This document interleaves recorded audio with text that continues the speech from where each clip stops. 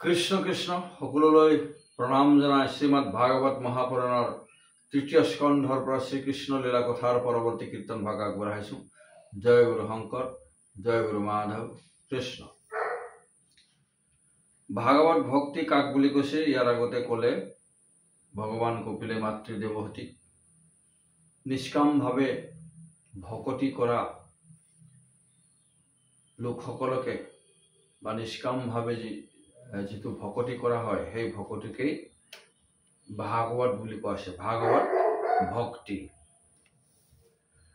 আৰু ইয়াৰ পিছত কৈছে অলিংগ দেহা জীৰ্ণ ইটো অল্পতে কৰয় অন্নপান গৰ্ভাগ্নিয়ে যে মন দহয় ভক্তি যেন মতে শ্ৰেষ্ঠ কহিলো নিৰ্ণয় মোৰ পদ সেৱাত ৰসিক যিটো হয় অসূয়া এৰিয়া অন্য প্ৰীতি ভাৱে মোৰ নাম গুণক সদায় মাত্ৰ গাৱে সাজুৰ্য মুখক মোৰ ইচ্ছা নকৰয় বিৰাল ভকতে মাত্ৰ আৰাকে কহয়। গতিকে ভাগৱত ভক্তিটো শ্ৰেষ্ঠ ভক্তি বুলি ঈশ্বৰে কৈছে। সকলোৱে মনৰ কপটতা এৰি ঈৰ্ষা অসূয়া এৰি তেওঁৰেই মাত্ৰ যিসকলে নাম গুণ গাই থাকে আৰু ঈশ্বৰতেই মিলি গৈ জন্ম মৰণ চক্ৰৰ পৰা মুক্ত হ'বলৈ যিসকলে ইচ্ছা নকৰে তেওঁৰেই ওচৰত থাকি সদায় তেওঁৰে ভক্তি কৰি থাকিবলৈ বিচাৰে, এই তেনেকুৱা ধৰণৰ ভকত বিৰল ভকত বুলি কৈছে। তেনেকুৱা ধৰণৰ ভকতিয়ে বিৰল হয়। বহু জনৰ মাজত কোনোবা এজনেহে তেনেধৰণে ভকতি কৰিব পাৰে বুলি কৈছে। পৰম দেখি থাকে মোৰ দিব্য ৰূপ বিতোপন প্ৰসন্ন বদন চাৰু অৰুণ নয়ন মই সমে কথা বাৰ্তা কহিয়া থাকয় মুখ আদি কৰি তৃণ সমন গণ। আৰু সেই ভাগৱত ভক্তসকলে মহাভাগৱত সন্ত মহন্ত বৈষ্ণৱ ভকতসকলে তেওঁৰে খালি দিব্য ৰূপটো হৃদয়ত ধাৰণ কৰি তেওঁৰে সৈতে কথা বতৰা পাতি থাকে, ঈশ্বৰৰে গুণানুকীৰ্তন কৰি থাকে। মুখ্য পদক তেওঁলোকে ঘাঁহৰ লেখীয়া তৃণৰ সমান গণ্য কৰে। আমাক মুখ্য পদ নালাগে, আমি ঈশ্বৰৰে যাতে গুণানুকীৰ্তন কৰি থাকিব পাৰো সদায়। মোৰ মনোহৰ হাস্য সুন্দৰ আলয় তা সম্বাৰ মন প্ৰাণ টানিয়া আনয় এতেকে মুখ্যক যদি ইচ্ছা নকৰয় তভু পুন ভকতিয়ে তাক মিলাবয়।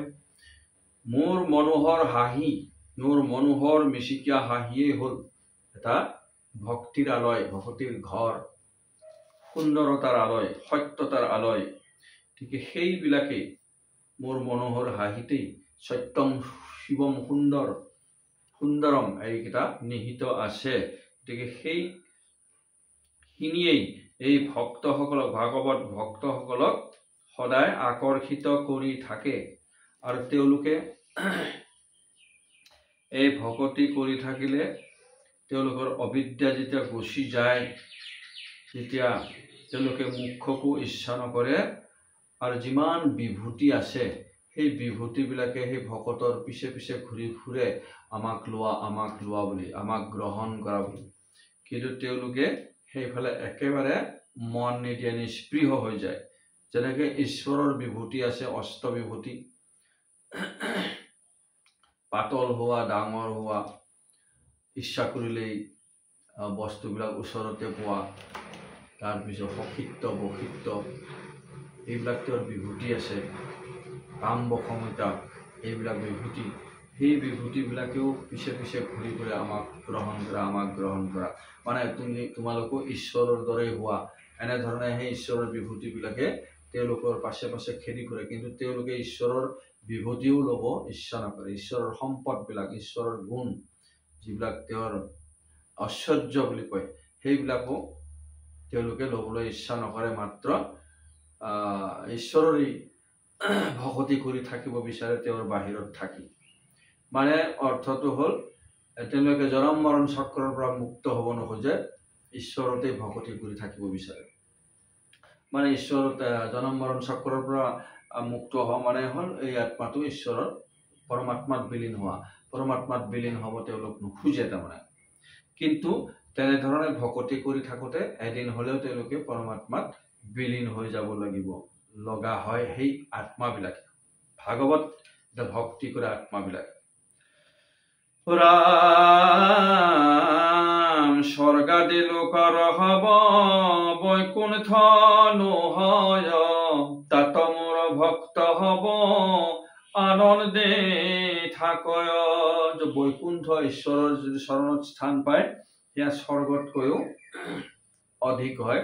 স্বৰ্গত গ'লে, স্বৰ্গত যদি স্থান পায় আকৌ পুণ্যৰ ক্ষয় আছে, এই পুণ্য ক্ষয় হ'লে আকৌ এই মৰ্ত্যতে আহি জন্ম ল'বলগীয়া হয়। মানে জনম মৰণ চক্ৰত ঘূৰি ফুৰিবলগীয়া হয়, যিবিলাক স্বৰ্গতো যায়। কিন্তু বৈকুণ্ঠত যোৱাসকলে জনম মৰণ চক্ৰৰ পৰা মুক্ত হৈ যায় গৈছে। যাৰা সৰ্বভাৱে বুক ভজিয়া ছয়, কাল চক্ৰে তা সম্বাক নাশন কৰয়। ইহ পৰলোকে সুখ ভাৰ্যা পুত্ৰ ছয়, সমস্তকে এৰি যিটো মোহক ভজয়। তা সম্বাক মৃত্যু হন্তে কৰো মই পাৰ, অভক্তৰ কদাচিত নাহিকে নিস্তাৰ।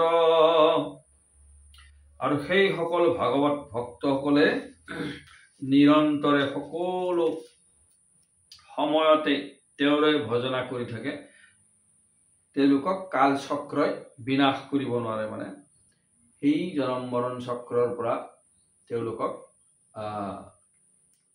কি কয় সেইটো, জনম মৰণ চক্ৰত পৰাৰ পৰা তেওঁলোকে কালে একো কৰিব নোৱাৰে। ঈশ্বৰৰ ভকতিয়ে সেই কালকো পৰাজিত কৰি জনম মৰণ চক্ৰৰ পৰা মুক্ত কৰাই দিয়ে, সেইটো ক'বলৈ লৈছে। ৰাম